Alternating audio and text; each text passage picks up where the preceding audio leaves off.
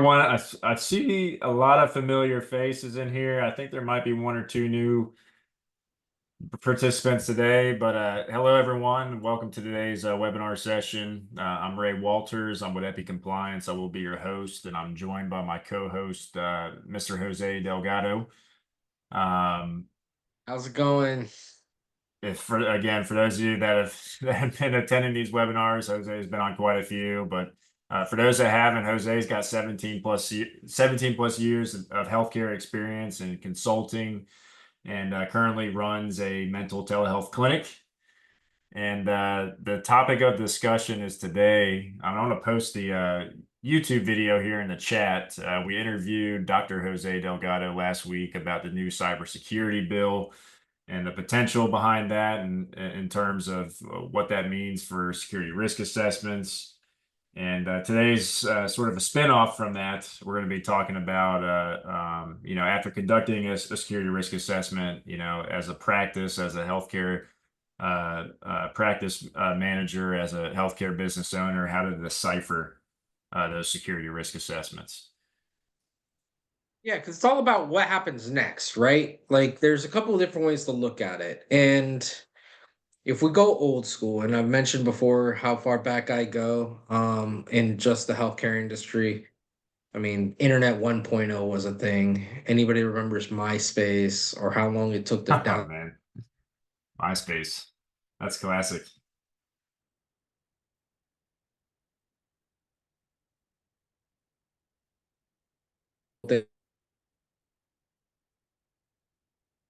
So I don't know if it was just you that froze or was everything Yeah, frozen? it was me. It was me. Oh, okay. All right, cool. So when it comes to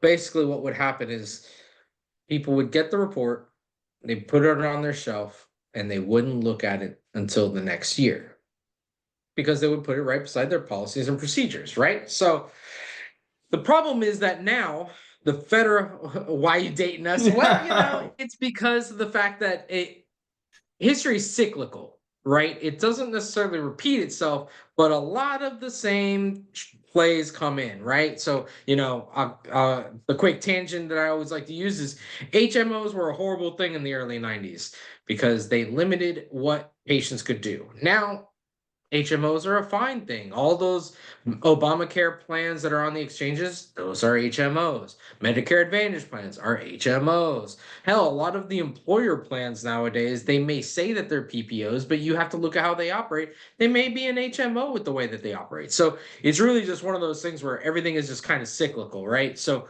we do now, why do we do the SRAs? Well, before we used to do the SRAs when we got in trouble. Now we do the SRAs because the federal government figured out the healthcare industry will move far more quickly, still not fast, but far more quickly if they can incentivize us with more money. Why? Because this way they can reduce, like Dr. Delgado said, they can reduce how much they actually pay us and how much they adjust for inflation Right. and all that fun stuff that we've discussed before. So, what do I mean by this? Meaningful use was the first one. Hey, you do meaningful use. What does meaningful use mean? It means that you're using an EHR properly, in an effective manner, and in a meaningful manner. And there are certain ways that you track that. All right, cool. Now we move forward to macro. Great. Now we're moving forward to safer guides, which is basically just meaningful use 3.0. But basically, the point is this: I have an SRA. I did the SRA so I could check that box on my macro guide, on my macro checkbox sheet, so that way I can get those points, so I can get paid extra. Cool, or at least reduce the amount of reduction there is. Perfect. Legally, that's it. That's all that's done. Should you do more with it? Absolutely. Yes. Where do I even start? It kind of depends on what your report looks like. So when you're getting your security risk analysis report done, there's certain things that you want to take a look at, right? And a lot of times we see this where different types of organizations that are conducting them will focus on different aspects. So if it's an IT company saying that they're doing your security risk analysis, they're only going to do the IT. They're not going to look at your policies and procedures. They're not going to look at your HR. They're not going to go walk around your facility. They're not going to talk to the staff. It's they're only focused on that one section, which isn't wrong, but it's not complete. So, depending on the auditor, you may have a very familiar grade school question of, did you do it? Kind of, but did you? And so then it becomes a problem, right? Because then it's a problem of, okay, well, you did it, but you didn't do it properly, So if or you're they dealing didn't with do it properly. dealing Hmm? with somebody from HIPAA security and they ask that, technically you can say yes and be okay, right? It's consult your attorney. Yeah. Is this is There the you go. safest thing I would say. I've seen nursing outfits that there used to be charge nurses or nurse department heads, and then they are doing SRAs for practices, but they will go and do one simple thing. Is there like an SRA template? Yes, it's the HIPAA security regulation. Uh, I'll see if I can post a so link in the chat for yeah, you, so the man. nurses will, the nurse organization, the nurse consultants will do the clinical side. They'll do the admin section, and then they'll do the HR section normally. But they won't touch the technical because they don't know it and they're not going to go through it. So when you go through it, you really want to take a look at, are they covering in the SRA the things that need to be covered? Which you don't need to be an expert to know that, hey, my car needs four wheels, an engine, and because I'm in Florida, AC to be able to run right? So you Right. got to be able to go and take a look at, what should this thing look like? Well, I don't need to know that there's 284 measures that should be addressed, but I do know that, hey, if you're going to be checking my compliance and my organization's level of compliance, there are certain things that logically you would need to ask for. One, to look at my policies and procedures. How are you going to check what I'm supposed to be doing or what my team's supposed to be doing if you haven't even checked what we've written down they're supposed to be doing? Then you have well, I have this, I have the security officer. Does the staff know what they're doing? So you need to talk to the staff. Then you have hey, if we're working on HIPAA security, we need to talk to IT. How can you do a security risk analysis for HIPAA security if you don't talk to IT? You can't. You absolutely cannot. And a lot of times you'll find when we're doing the HIPAA security risk analyses that your what the practice thinks IT is doing is different than what IT is contractually doing, which So you would say is that you would think that they're probably doing more, but they're not, right? In a sense, or no. Normally, I find that the practice thinks that they're paying for an all-encompassing thing, and the IT understands it to be, no, they're only paying for this and this. I see. So if I'm only paying IT for break fix as the most extreme version, so break fix is literally when something breaks, they will come fix. They're not going to be doing antivirus monitoring. They're not going to be doing anti-phishing. They're not going to be protecting my server if I have a server. They're not going to be backing anything up. They're not going to be, you know what I mean? Like the list Yeah. just gets Yeah. extensive. Now, if you go to an IT company and you can say, hey, give me your basic professional package, usually that basic professional package is going to be white labeled antivirus, white labeled anti-malware. Well, there's going to be passive monitoring there. There's possibly a backup depending on how much you negotiate or what they're having to back up. Is it a whole server? Is it an EHR? Is it just information that's on a specific computer versus all of the devices? So there's different ways to structure this. But when you're looking at the report, you should be able to find all these sections. Another thing that the auditors are looking for and that you should probably be looking for as well is a security management plan. So, okay, these are the sections that are here. This is the management plan on what to do with these deficiencies. All right, cool. Now we can go into the meat and potatoes of this report. The report in and of itself is a tool if I were to look at it on a compliance organization sense. because I want to get a baseline. This is just like we're in healthcare. So it's just like why we tell our patients you need to get a physical, right?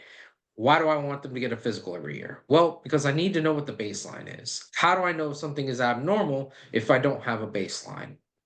You know what I mean? Like some people just naturally run cold. So instead of 98.6, they run at 98. You know, like some people run hot, but how are you going to know that if you don't have a baseline?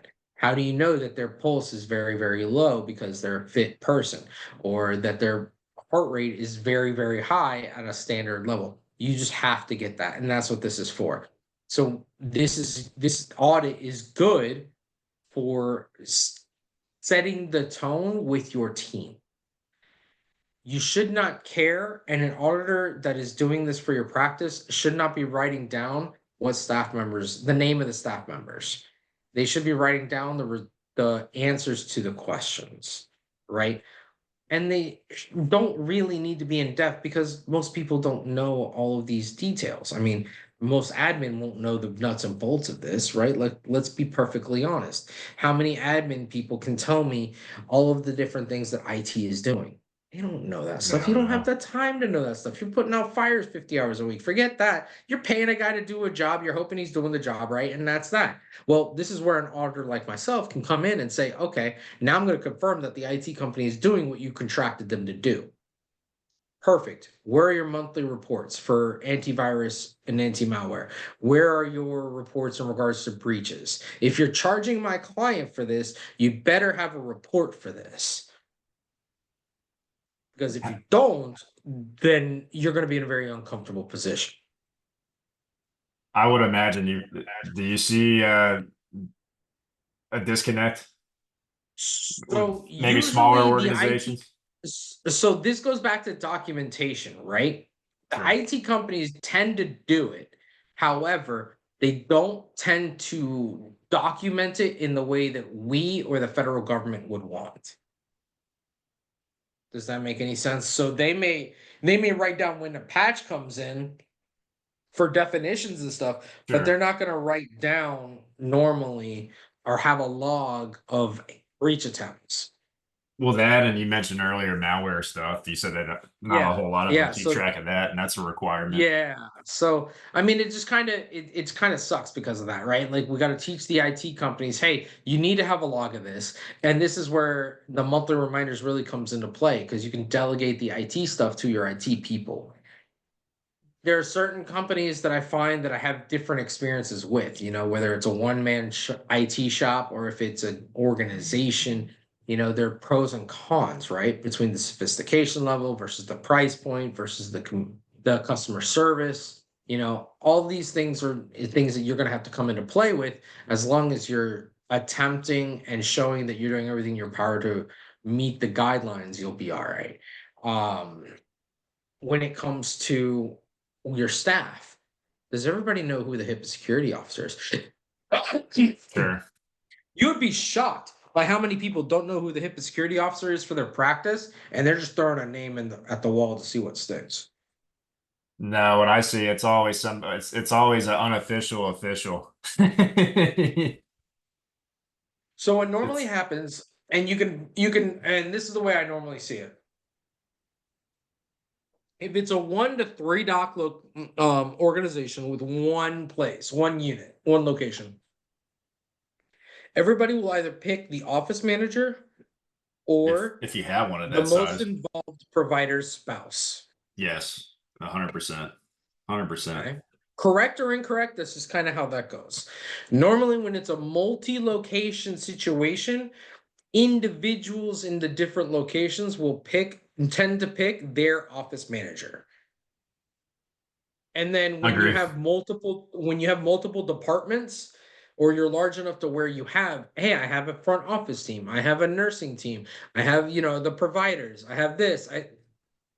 It tends to be my department head.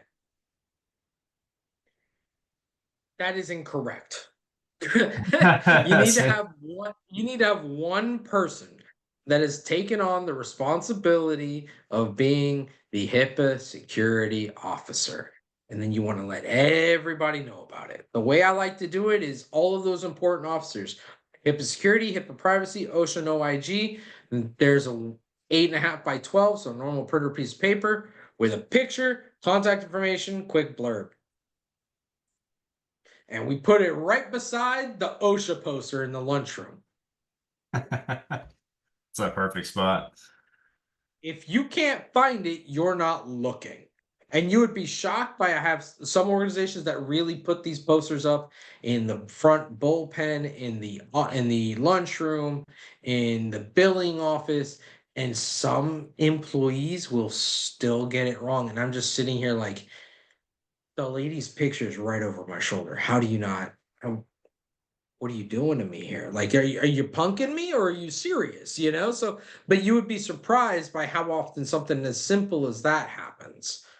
And if they don't know who your compliance officer is, what is the likelihood that they know where your policies and procedures are?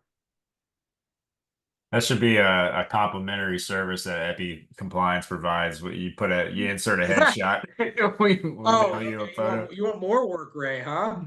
So I mean, with Well, so I mean it's just you want to get the report, you yeah, want to yeah, look at the report, and you want to prioritize because no one has infinite resources, right? So you want to look at, okay, I want to ignore the things that don't matter. And here's what I mean. Let's say that my lease is finishing up, or I'm finishing up building a building, and we're going to move there in 4 to 5 months. Then, yeah, is it inconvenient that the back door doesn't ever lock? Or is it inconvenient that the server is in a closet? Yes. But is it worth fixing it? No. I want to address it in the new place. Does that make sense? Like, hey, all right, we are all sharing our devices on our personal devices on the company Wi-Fi. Okay, well, I don't want to deal with that. But we're going to be switching out of Comcast and into AT&T anyways in 2 months, so I'll address it then. You know what I mean? So, like, we want to be able to look at things throughout the year and plan sure. these things out, right? So, there are certain things you just be like, yeah, we're not doing this because we're going to address it over here. But then there's other pieces of this where you're like, hey, I am too small for this, and I need to address only in writing why I'm too small for this and I'm not going to deal with it. One of my favorites is the anonymous employee HIPAA hotline. If you have less than 50 employees in your organization, it doesn't matter if you can't see the phone number because you know their voice. So then what the hell's the point? Very true. Like if you have 150, 300 employees Yeah, where, you have eight, multi-location, like, yeah, you got 8 locations in 3 counties, and you're as a compliance officer, you're normally in 2 locations because they're your bigger locations. And that's it. All right, cool. Well, then, yeah, you may need that because you don't know everybody. Now, the problem is that regulation says it needs to be a manned employee hotline. So what does that mean? That means that get yourself an 800 number if you have to do this, and you set that to go automatically to the HIPAA security officer's line, a number, and then just do it that way. You know, um, it's again, how do we deal with this stuff and how do we progress? Do not look at this report and expect to be perfect. If you are perfect on this HIPAA security risk analysis report, you have 2 problems. And I don't know which one they are without looking at it. One, you are actually perfect, which means you're screwed if an auditor comes in. Because anything that you do that is not perfect, a all of a fat, sudden they're it's going a to throw fat target, everything into fat yeah, target they're on going your to throw back. everything into doubt. So don't look at perfection. The other one is the person you chose to audit didn't look at a damn thing and thought they were helping you out by giving you a good report. When the opposite is true, you actually want a bloodbath on there. You want to do bad. Sounds counterintuitive, but currently the federal government does not give one shit about the results of your report. They just want you to do one. They want Now, you to do one, but they also they want to they see that want you're you to, showing that you're taking they want action that and that showing improvement over time. Yeah, so that's where I'm Yeah. going, right? Yeah. Yeah. The federal government wants to see that you're improving from one year to the next. Yeah. Luckily, they keep moving the goalposts every 2 or 3 years and adding new stuff and taking old stuff out. So you're never going to be perfect for multiple years, but you never want to be perfect for 1 year. You want to always have something that you can improve on. If you're not improving, you're dying. First off. Second off, when we are looking at a situation in a legal and in a compliance manner, we got to keep in mind something very, very important. The security risk analysis is going to be our first line of defense if we have a breach. Because the auditor and OCR is going to come in when they start their investigation and say, where is your HIPAA security risk analysis for this year? If you don't have one, you're super screwed. Like, just bend over, drop your pants, and say, thank you. Can I have another? You know what I mean? Like, if you have one and it looks perfect, then you're going to be raked over the coals. Because then, what did you do wrong? Because you knew better, because clearly the report says you're perfect.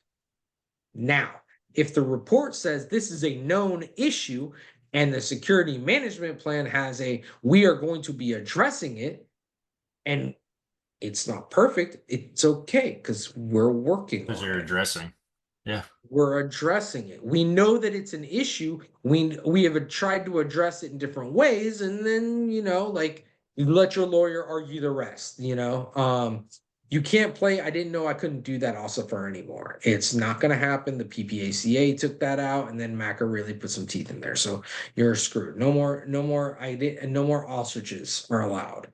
Right. So when we have this report and we want to help increase our compliance as an organization, we've got to look at the organization. With this report, it kind of gives us a Rosetta Stone, if you will. How do I translate what the federal government is telling us we need to do with our resources and with our staff members and our team? Providers are always going to be your worst compliance aspect. They're always going to be it. It's fight me. I know That's all that. I'm saying. You know what I mean? Like, providers are the worst. They don't want to deal with anything with compliance because it messes with what they do for a living. You got the They're staff not members you got 100%. the compliance officer actually taking their training for them.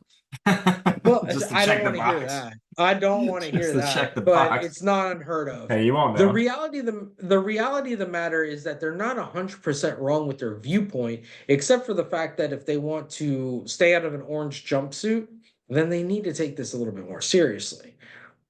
But yeah, exactly, Tracy. So Tracy. yeah, I don't want to know. All right, So I mean, have I seen it? Yes. Have I been part of it? I will not confirm nor deny. So when it comes to providers, we need to manage expectations and just a little bit here, just a little bit there. We really got to boil the frog with the providers. Turn that heat up just a little bit.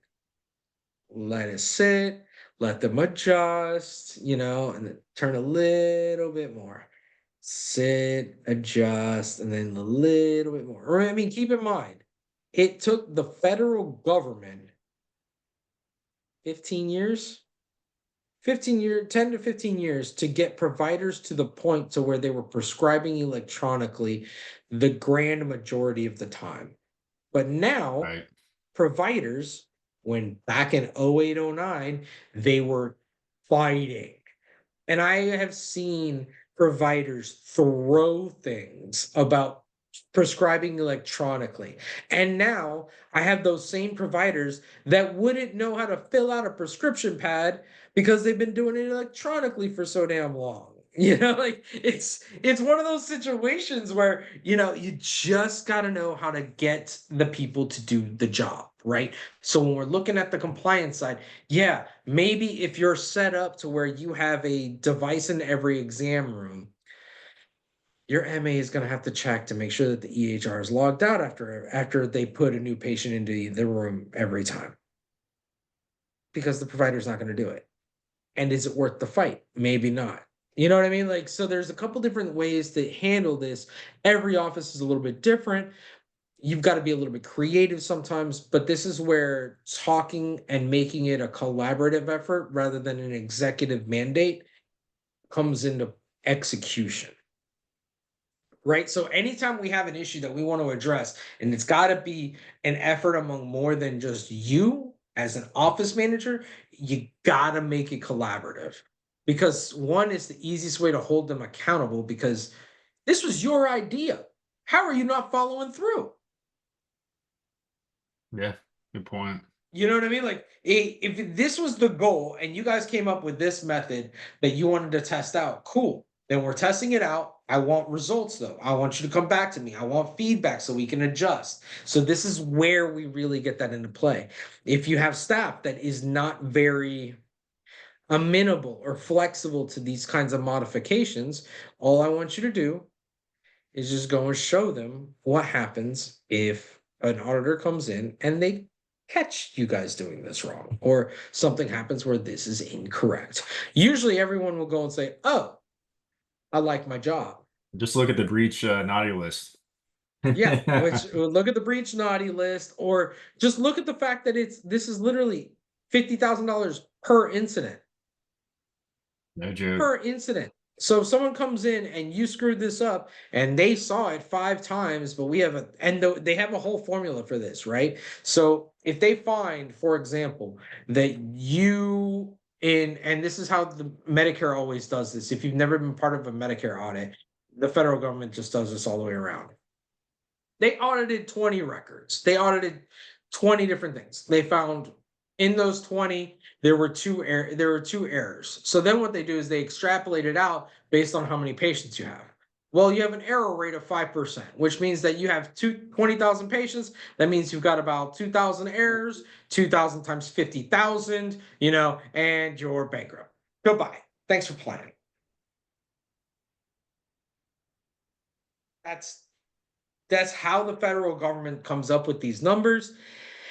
That's where negotiations start. So when I you think when you look another good point that that you made earlier, obviously, just going back to the IT side of things is, when you're looking into doing these security risk assessments, make sure all your bases are covered. It's not just the technical safeguards, it's the administrative, it's the physical safeguards included. the HR portions as well. HR, yep. Everybody tends to forget the HR portion as well. HR is just as important as everything else. There's not one section of HIPAA that's more important than the other. Um, Even HIPAA privacy still exists. It's still just as important as HIPAA security. It's just not as prevalent in our current environment. Right. So, when we do the SRA, we just want to go and take a look and prioritize what can we fix? What are we going to fix? What are we accidentally planning on fixing anyways that I just want to keep my eye on when it comes to that point, right? There are certain things and certain setups within your practices that you're not going to be able to change. For example, the ability for a patient to look at a screen because they're checking in and checking out in the same bullpen, and the bullpen tends to be a circle, and there's 4 or 5 computers in a small area. So how do we deal with this? How do we mitigate the risk? How is there a way to mitigate the risk? If there isn't, okay, what do we do? So consider these as brainstorm sessions and document that you're brainstorming and you're trying new things. I always like to say, hey, look, anytime that you change a vendor for telecommunications, Mhm. you want to test what happens if it goes out. And then you want to document, hey, all right, today we switched to internet service provider. Cool. I made sure that the internet didn't work today. All right, how did it go? What did we do? Did we work? Did we not work? Did we throw things? Did we get mad? You got to document this stuff. Documentation is huge. And then I always like to go and check mark my SRA. Hey, yeah, we did this. Hey, yeah, we did this. Hey, yeah, we did this. Hey, yeah, we did this. And then you can put it on the shelf at the end of the year. right? But the idea is that this should not be a binder collecting dust right beside your policies and procedures.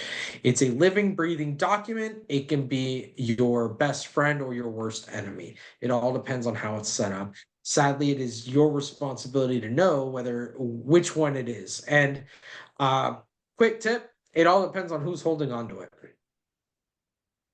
If you have a security risk analysis on a hard copy or if it's electronic, you do not want line employees having access to the document. The Makes reason sense. should be obvious, but I'm going to state it anyways. That document done correctly exposes all of the issues that you have. Right. Right. The federal government incentivizes whistleblowers and protects them. So you could have a disgruntled employee look at that report. Just remember one thing, they blow the whistle to OCR. Now they're protected. And remember, if there's a fee that comes out of that, 10% is theirs.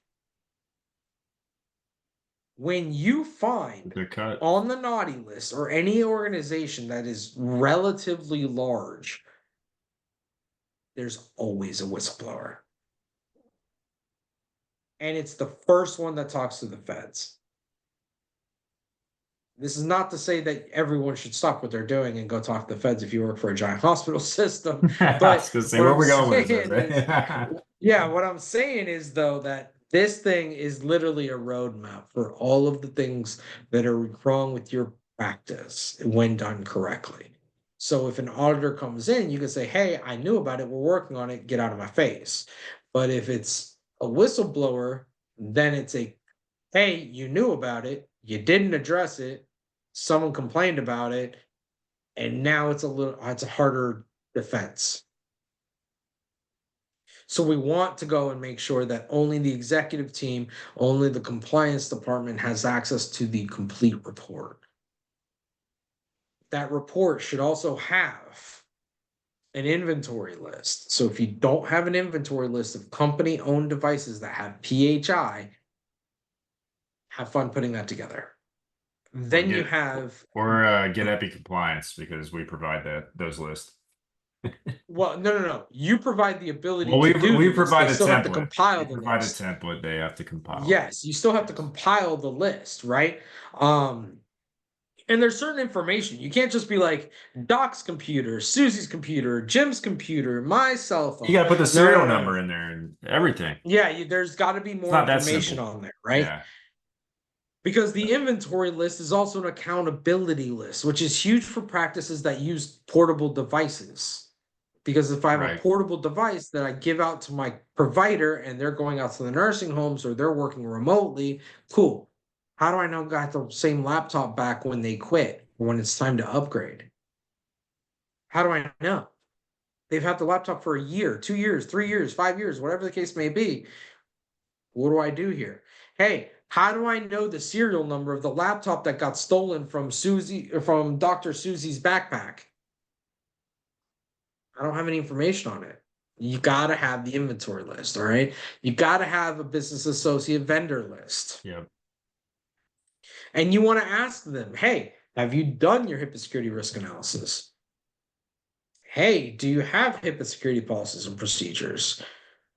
Now, I love doing this. The EHRs hate it. You can call your EHR company and ask if they've done it, but no one picking up the phone is going to be able to Yeah. tell Good you luck. whether they have done it or not. The most, Have you if tried you're legal lucky, department? you won't get anybody You from won't. legal. Which Yeah. no. And if you do, you better have a good reason for it, right? Like because their in-house counsel is going to come for a fight Well, because we've had they're going to be asking, well, why do you want to know, huh? nah, we've had customers in the past try to get big EMR companies to sign business associate agreements, and I always say, yeah, good luck. It's So they'll not make gonna you happen. sign theirs. Yeah, Yeah, they'll they'll make you make you sign sign theirs. theirs. Yep. But the problem is that even in there, usually you won't say whether or not they have to tell It's diluted. the, huh? I said they dilute it. Yeah, they a lot of times they won't have anywhere in there where they have to tell the covered entity the results of their SRA or that they've even done one. That's The crazy. 5 major EHR companies I But have spoken to multiple times throughout the last couple of years. Most of the time, when I get somebody on the phone about this, they don't even know that they were supposed to do it. I'm going to be honest with you. You're not going to get a hold of their compliance department. you're getting a hold of the line one employee. Right, They right. Yeah, you're getting a hold of the line one employee don't or that line one employee supervisor, maybe a level 3 employee, right? Like they're not even middle too big, management yet, too right? big. For these guys. So you want to go and manage expectations, right? But your IT companies, if your billing companies, your transcribing companies, your Data shredding companies, med waste yeah, companies. your shredding companies, your um printer leasing companies, Don't forget your 1099s as well. your 1099s. So, I mean, there's a lot of different things that you want to keep track of, and that the SRA should have, hey, they had this list, they didn't have this list. You want to be able to you want to have been asked for that list. So, excuse me. Hopefully that all helps. I know that Tracy mentioned, was it Tracy or Leanne that mentioned something about the self-assessment? It was Leanne. Leanne, I sent you a link to Okay. the self-assessment. So the self-assessment tool is great for certain things, awful for others. The self-assessment tool is not considered your security risk analysis for the year. Tracy, it's in the chat. So just scroll up a little bit. You should be able to see it. I'll So put the it in here. problem, so it's great for answering questions, but the federal government will not consider that as you getting a security risk analysis done, right? So it's great to do the self-assessment tool to kind of figure out what you're looking for. It's a more digestible way of looking at the HIPAA security risk analysis regulation, but it is not going to comply for that box. And I have way too many people that say, "Oh yeah, I did the tool on the healthit.gov," and I'm like, "You I just committed always fraud. laugh. You just committed Well, fraud." you forgot to add. Yeah, I got 100 on it. It's Yeah, oh yeah. I forgot about that. I did the self-assessment tool and I was perfect. yeah.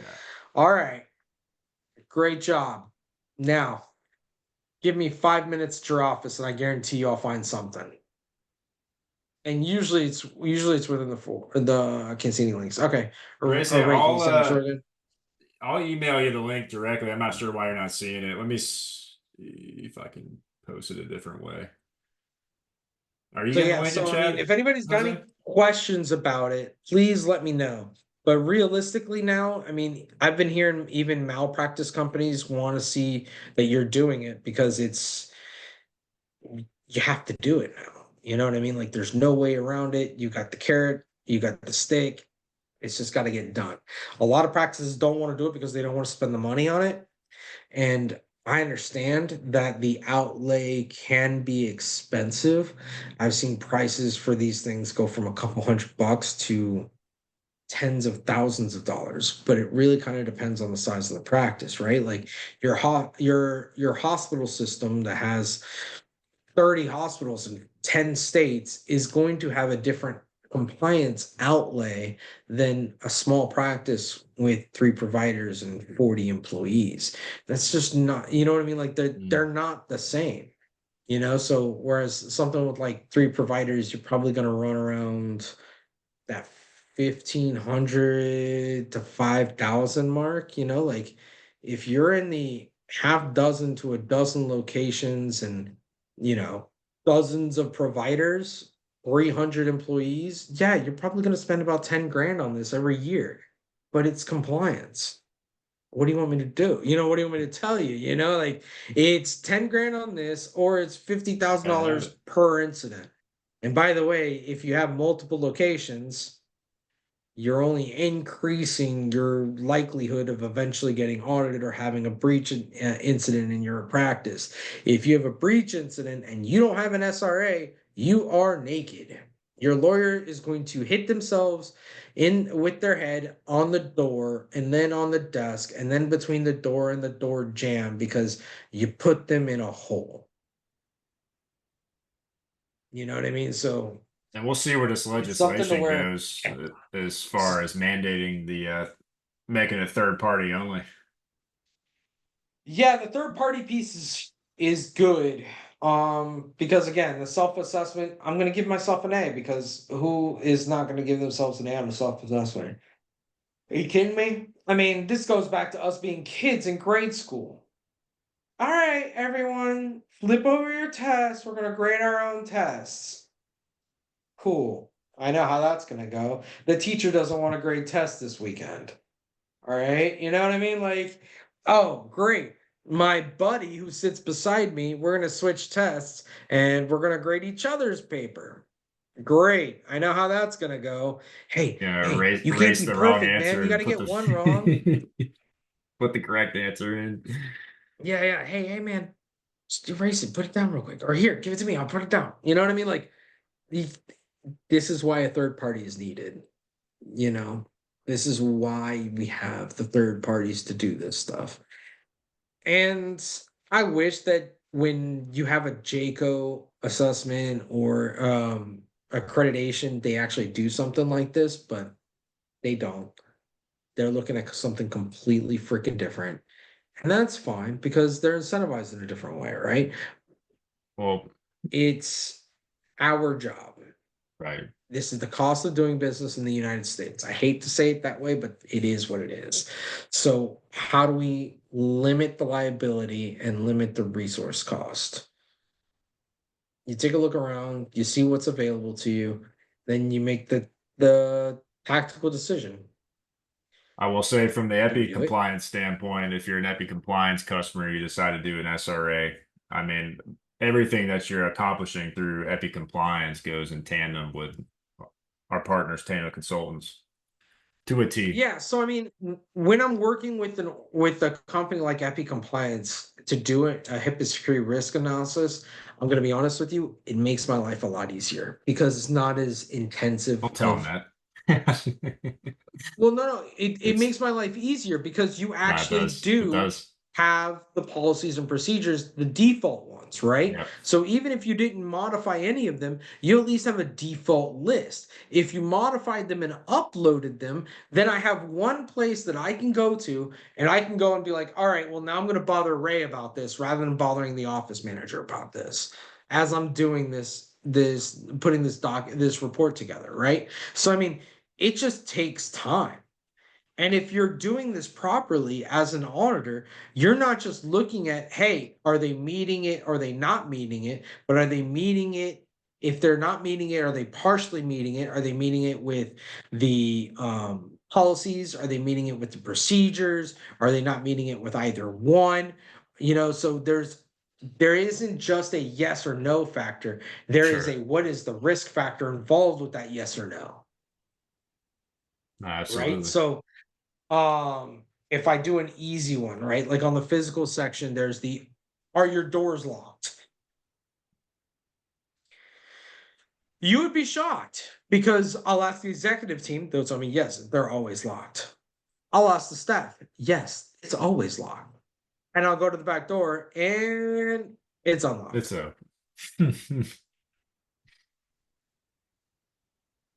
What am I supposed to do? Yes, everyone knows it, but no, you're not following through. right. So then what happens here? That's a You partial. only get partial credit because you know better, but you didn't do it. You see what I mean? So it's yes, everyone has the policy, everyone has the procedure, but they're not following the policy or the procedure, then we have a problem. You know what I mean? But then there's a risk factor involved. Then it's a training issue. Then it's usually in a situation like that, it's always one person. Every single time, it's always one person. If everybody knows it and everybody does it and it's still not done, there's always one person that's spoiling it for everybody. And you have two choices as an organization. You either hammer that nail in, or you pull that nail out and throw it away. Hopefully, everyone understands the analogy. You I was know? gonna say another reason why we like working with Tano Consultants is because of, not only conducting the SRA, right? That's one thing, but two, you provide a risk management plan, which from what we've seen, not all groups do that. And No, and it takes time to put that together, right? Because we got yeah, to take a look at, okay, what did the report say? Okay, how do we address this? When do we address it throughout the year? So there's work involved, right? mhm, There's work absolutely. involved dealing with the safer guides. That's something that we've helped out a couple of practices with already. It can be complex, it can be easy. Um, be careful with your EHRs are getting in our EHRs are getting into a lot of different things and saying they can do different things that they really can't do. I would trust but verify before you pay for it. So if your EHR is saying, yeah, we'll help you with the safer guides, or yeah, we do a HIPAA security risk analysis for your practice, ask them for the report. Ask them what that process looks like. You'll be shocked to find that they'll say yes. They don't know if they're lying or not. You know what I mean? Like Um, because it's usually a different department that is doing that. So trust but verify. All right. For anybody that is on this podcast, if you are interested in getting your HIPAA security risk analysis done and you'd like to talk to us about what that process looks like and everything else, please feel free to reach out. We will be busy, and because of the macro guidelines in regards to everything needing to be done by December 31st, if it's going to count for 2024 and the holidays, because I want to stay married, you know, there's no extensions either, yeah, right? there's yeah, Yeah, yeah, that's there's it. no That's extensions in there's regards to no, this anymore. yeah, Yeah, there's no COVID excuse. no, So if you're looking to try to get it done, get with us as soon as possible so we can put you on the calendar, or we can work through the process. Because not what's going to happen is, and this happens every year. December 18th comes around, and I have a doc say, "Hey, I need to get this done," and I say, "Hey, sure, I'll see you in January." And they're like, "No, no, no, I need to get this done this year." And then I tell them, if you want it done this year, I got to move some things around, or I got to bring in another auditor, which is then going to cost more because I've got to rush. Are you prepared for that rush fee? Yes. All right. Then let's go. If the answer is no, then I'll see you in January. You know what I mean? And pray that it doesn't, pray that you do everything in the correct order so that way you don't get in any trouble. So right. if you need approval from an executive board to get something like this done before the end of the year to count for 24, I would have that conversation last week. Second best option is today. Third best option being tomorrow. Because remember, Thanksgiving is in the middle of the week this year. Christmas is in the middle of the week this year. It's going to mess with things. So, but if you got any questions, I'm here for you guys.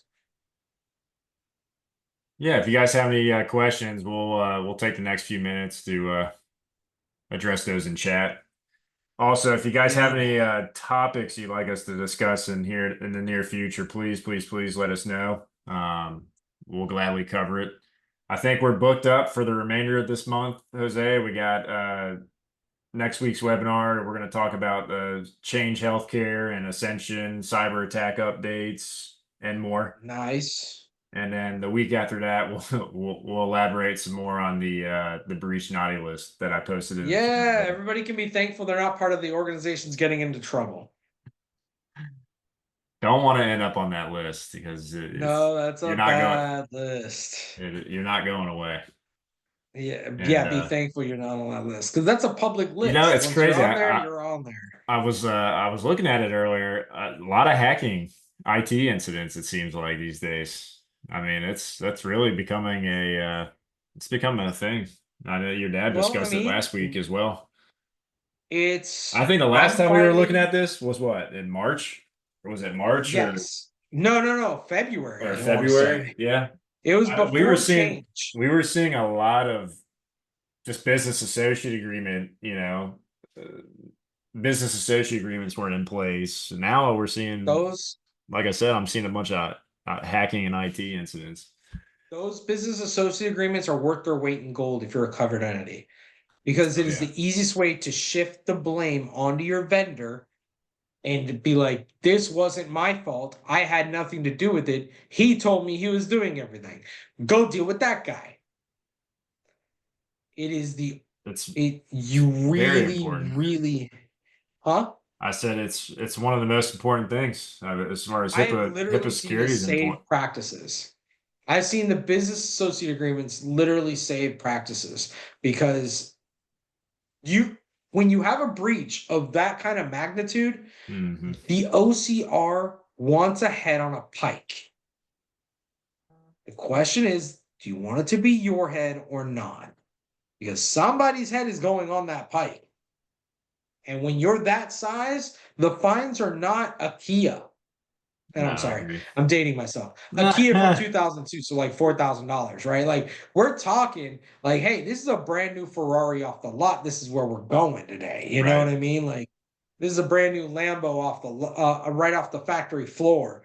You are going to pay through the nose if you end up on that list, and it's much easier to end up on that list than one would think. Because Ray, do you remember what the smallest number that we saw on there? I want to say it was 500.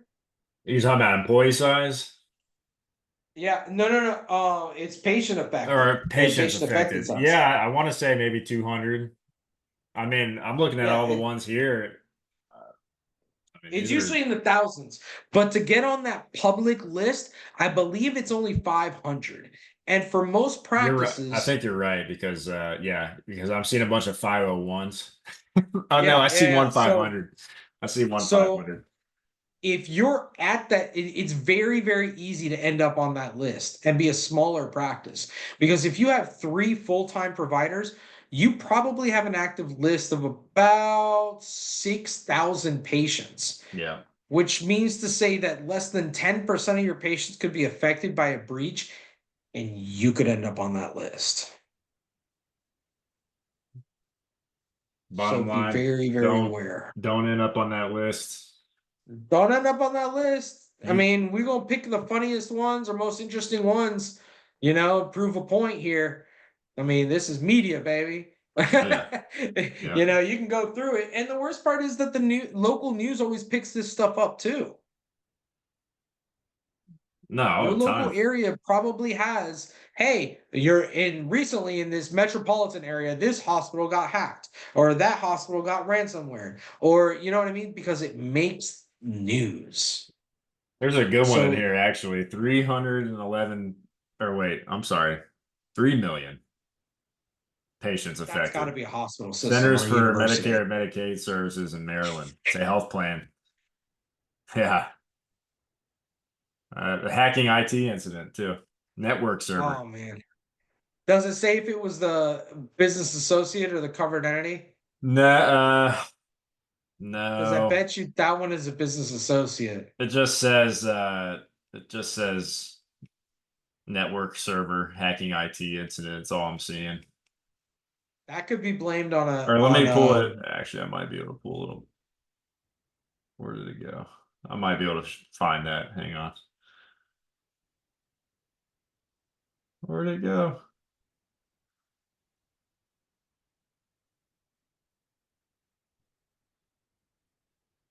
Ray's messing up. yeah, right, Ray. You got everybody excited about this, and I know. then Here we go. I found it. Sorry. Business associate agreement was present. there So you go. that's crazy. Maybe that'll be Shoot, one we cover second one next. on the list. This one The was a second little. one on the list from last week, Orthopedic Rhode Island and Inc. Okay. Yeah. Yeah. 500 individuals affected, and it was hacking IT through a network server. No business associate. Oh, I didn't even. Did you open it up? Is that Yeah, what I it did. was? Yeah. If you Yep. open it up, it'll tell you. Yeah, yeah, yeah. So I mean, You just gotta you just gotta Kaiser's gonna be on that for a while. But yeah, so I mean, anyways, so point is protect yourself. Use the SRA as a tool to protect your practice and as a guideline for what you're going to do next. They're setting up the plan to do what to do next. Usually, if done correctly and you have a set of compliance policies, a lot of times it's procedures or proving that you're following the policies. So again, just prioritize. So if you got any questions or concerns, though, it's 2:30. It's about that time. Stay out of trouble. We'll see you next week. And as always, if you want to get a hold of Ray or I for any questions, concerns, or topic suggestions, please feel free to reach out. All yours over here. Any suggestions? We're on it. We're looking for topics to discuss in December. So let us know. Everyone that joined in here today, appreciate your time and hope you found this session beneficial. You will be receiving some correspondence from us here shortly for next week's session on Tuesday. And again, just to reiterate, we're going to be talking about the Change Healthcare and Ascension cyber attack updates. So look forward to seeing everybody on that one. And Jose, appreciate your time as well. Yep, And yep. we'll see you next week. See you next week. Take care, everyone.